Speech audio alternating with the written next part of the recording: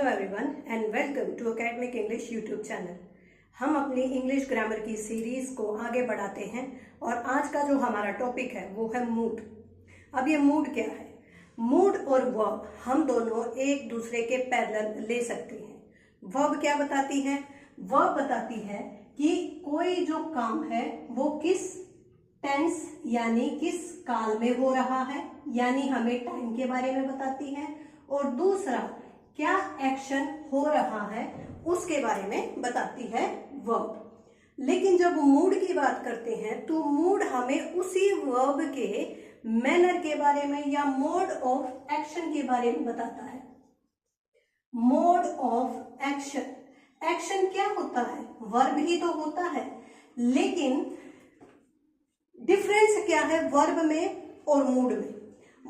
जो मूड होता है वो वर्ब सिर्फ हमें ये बताएगी कि कौन सा एक्शन हो रहा है और किस टाइम में हो रहा है, जबकि मूड जो है हमें उस एक्शन के मैनर के बारे में बताता है, उसके मूड के बारे में बताता है।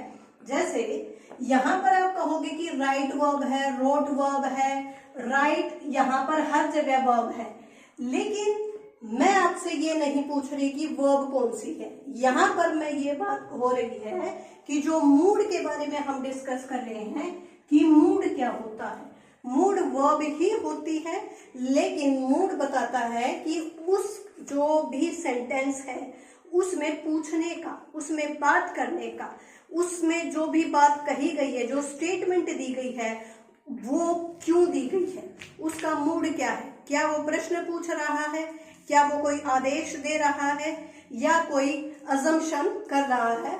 जैसे यहाँ पर हमने देखा कि ये वर्ब है, लेकिन ध्यान से देखिए, हु राइट अ लेटर, किसने लेटर लिखा। हम क्या पूछ रहे हैं यहाँ पर? कैसा मूड है हमारा मूड है इंटेरोगेशन का, प्रश्न पूछ रहे हैं। नेक्स्ट देखिए, आई रोट अ लेटर, मैंने खत लिखा है, मैंने पत्र लिखा है। ये क्या दे रहे हैं? स्टेटमेंट दे रहे हैं। राइट लेजिबली, सुंदर लिखिए, अच्छे से लिखिए। यहाँ पर क्या कह रहे हैं? लिखना तो है, और वो क्या दे रहे हैं? दिशा निर्देश दे रहे हैं, डायरेक्शंस दे रहे हैं, इंस्ट्रक्शंस दे रहे हैं।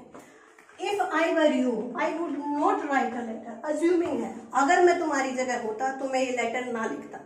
ये क्या बता रहे हैं? अजम्पशन बता रहे हैं।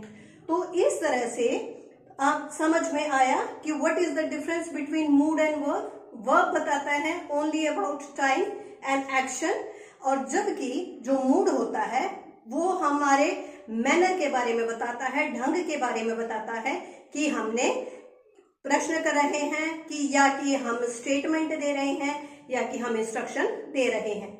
अब जो moods of kinds of moods है, ये हमारा PYQ है।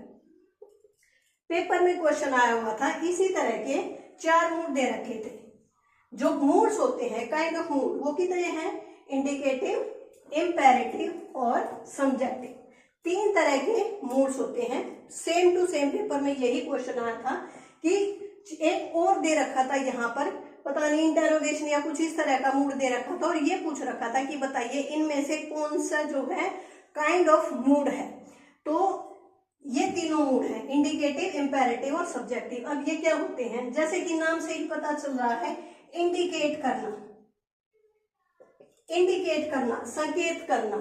इंपेरेटिव, हमने ये जो है काइंड्स ऑफ सेंटेंसेस में भी पढ़ा है।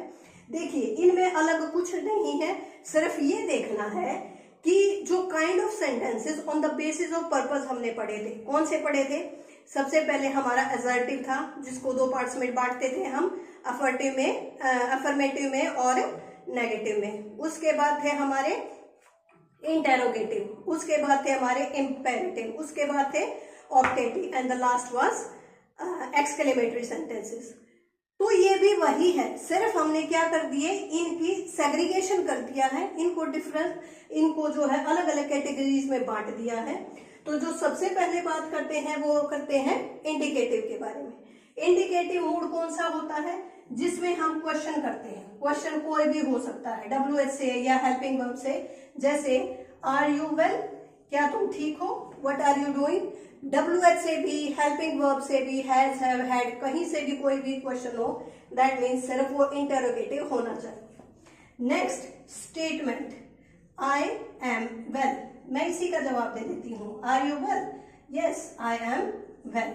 तो क्या है ये, स्टेटमेंट है, सिंपल सेंटेंस दिया है, तो ये किस में आ जाएंगे, स्टेटमेंट और interrogation. Next is assuming, assuming यानी मान लो, जैसे कि if it rains I shall not go outside, अगर बारिश होती रही तो मैं फिर बाहर नहीं जाऊंगा। तो ये इफ इट रेन्स वर्ब की फर्स्ट फॉर्म है, यहां पर फ्यूचर टेंस है, तो ये हमारी कौन सी कंडीशनल सेंटेंसेस आ गई, कंडीशनल सेंटेंसेस नंबर 1। हमने वीडियो में एक मैंने पढ़ा के छोड़ रखा है, उस वीडियो को देख सकते हैं, there are 5 types of conditional sentences, तो वहां पर आप चेकआउट कर लीजिएगा कि if it rains I shall not go, present और फ्यूचर जब होता है तो वो फर्स्ट कंडीशनल सेंटेंस में हमारा आ जाता है। तो हमारे जो इंडिकेटिव है उसमें 3 तरह के आ गए, स्टेटमेंट, इंटेरोगेटिव और अज्यूमिंग सेंटेंस।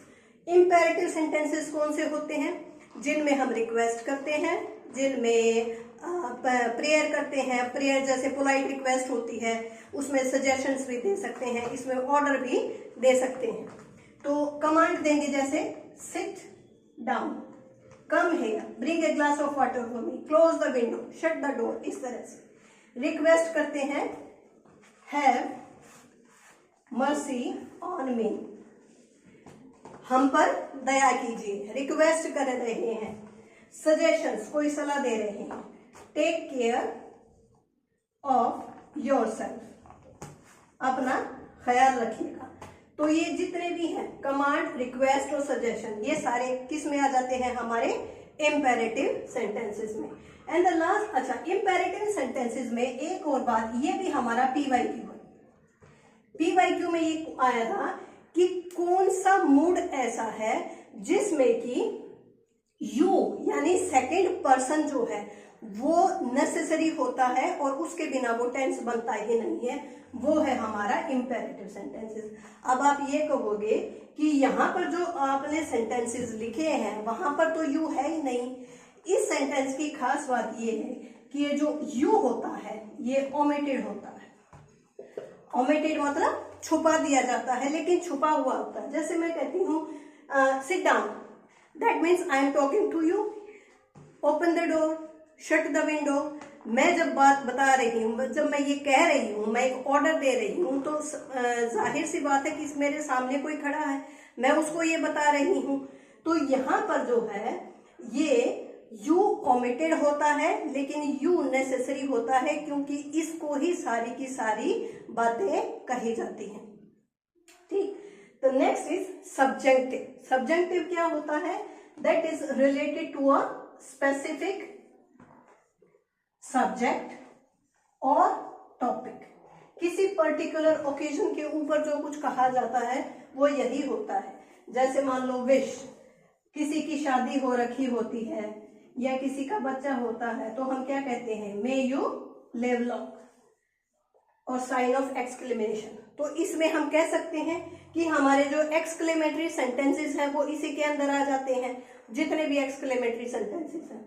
यहाँ पर आए हमारे ऑप्टेटिव, यहाँ पर आए हमारे इंपेरेटिव सेंटेंसेस, यहाँ सब्जेक्टिव में हमारे जो ऑप्टेटिव सेंटेंसेस हैं वो आ जाते हैं। इट से जो स्टार्ट होते हैं वो भी, जैसे it is too hot to go outside. It से जो भी स्टार्ट होते हैं sentences, it is time to enjoy, it is time to go outside, it is time to have a fun. इस तरह से इट से जो भी सेंटेंसेस होंगे हमारे सब्जेक्टिव में ही आएंगे। Last is noun clause. Clauses के बारे में भी मैंने पढ़ा रखा है। क्लोजेस 3 तरह के होते हैं, प्रिंसिपल क्लोज, कोऑर्डिनेट क्लोज और सबऑर्डिनेट क्लोज। जो हमारा सबऑर्डिनेट क्लोज होता है उसी के 3 टाइप होते हैं, नाउन क्लोज, एडजेक्टिव क्लोज और एडवर्ब क्लोज। तो उसमें जो नाउन क्लोज होता है वो हमारा सब्जेक्टिव होता है। जैसे ही सेड दैट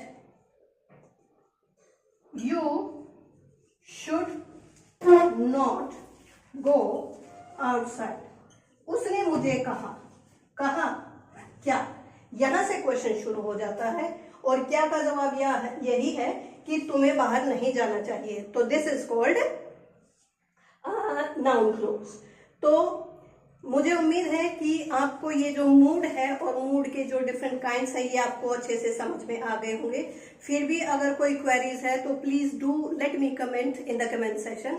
अगर आपको वीडियो पसंद आई है तो कमेंट कीजिएगा, शेयर कीजिएगा और लाइक कीजिएगा। आज के वीडियो में इतना ही, मिलते हैं किसी नई वीडियो में, तब तक के लिए थैंक यू।